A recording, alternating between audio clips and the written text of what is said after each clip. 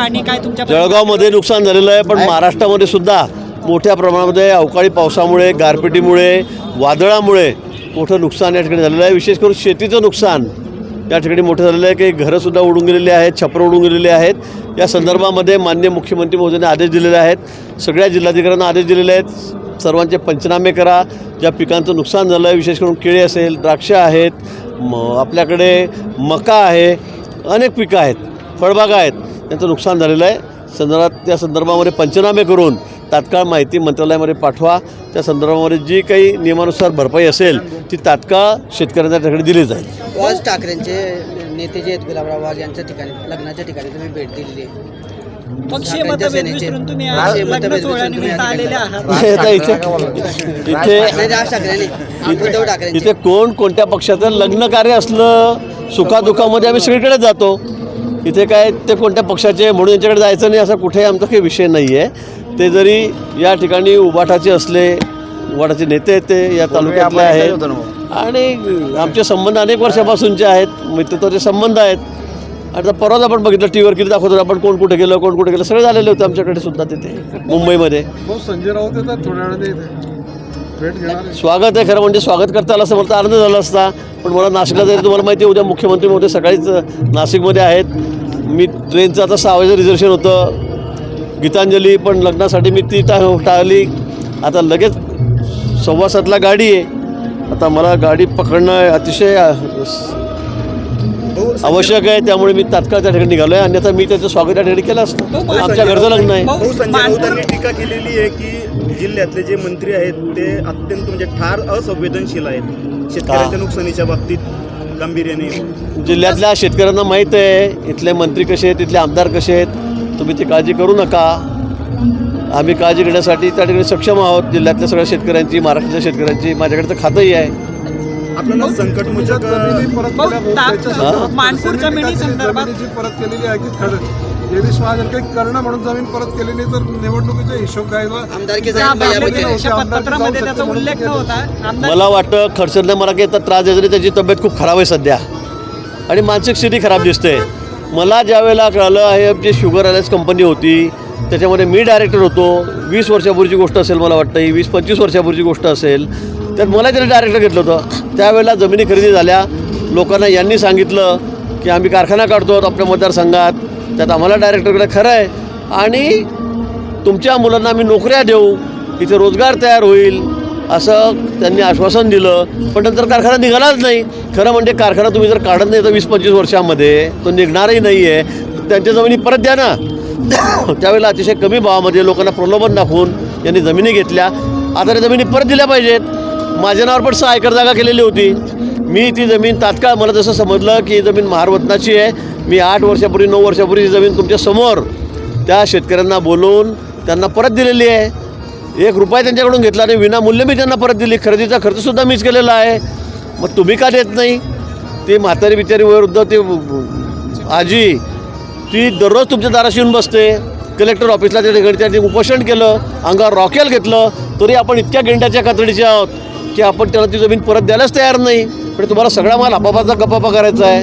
आणि इथेच नाही तर तुम्ही बघतायत पुण्याच्या भोसरीमध्ये आपलं काय झालं. इथे रॉयल्टीमध्ये 136 कोटी रुपये तुम्हाला दंड झाला.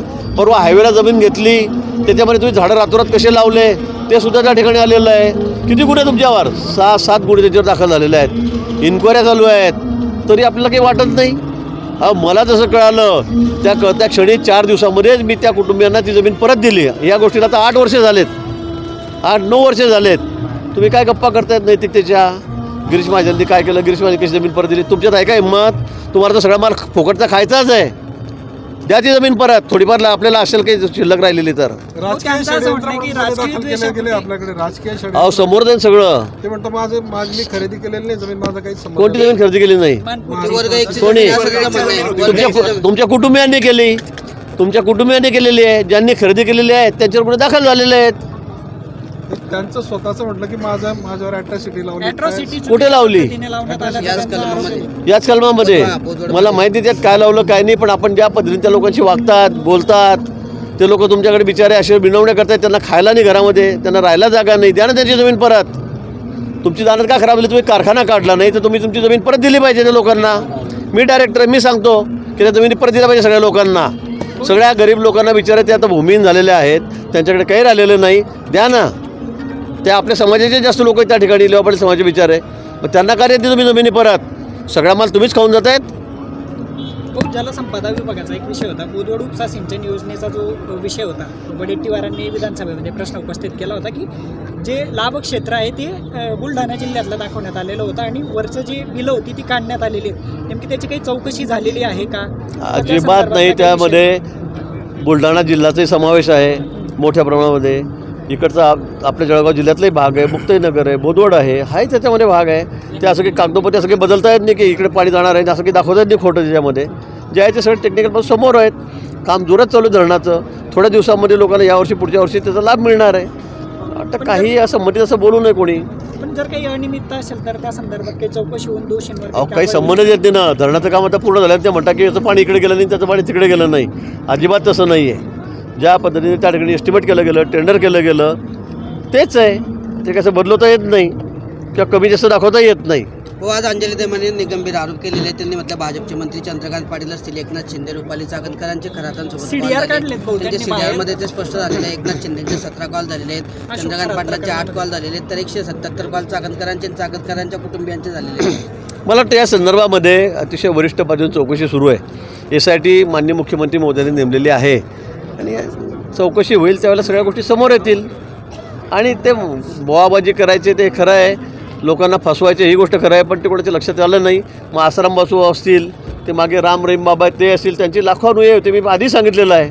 तशीच ते लोकांची फसवणूक करतायत आणि लोक त्यांना बळी पडतायत. हे दुर्दैव आहे.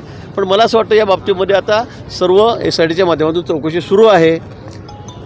त्यांचे काही कोणी दोषी असेल त्याच्यामध्ये याच्यामध्ये कारवाई होईल. हो, या प्रकरणामध्ये खडसेंनी बाईट देताना असं उल्लेख केला होता की जिल्ह्यातल्या एका मंत्र्याचा अजून नाव आणि फोटो कसा येत नाही याची मी वाट पाहतोय.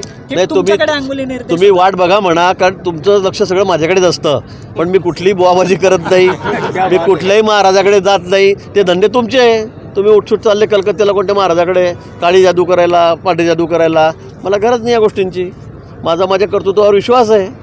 मी कुठेच कोणत्या बुवा तुम्ही बघितलं का आतापर्यंत, ऐकलं का कधी मी कुठल्या बुवाकडे गेलो, कोणाला हात दाखवला, माझं काय होईल?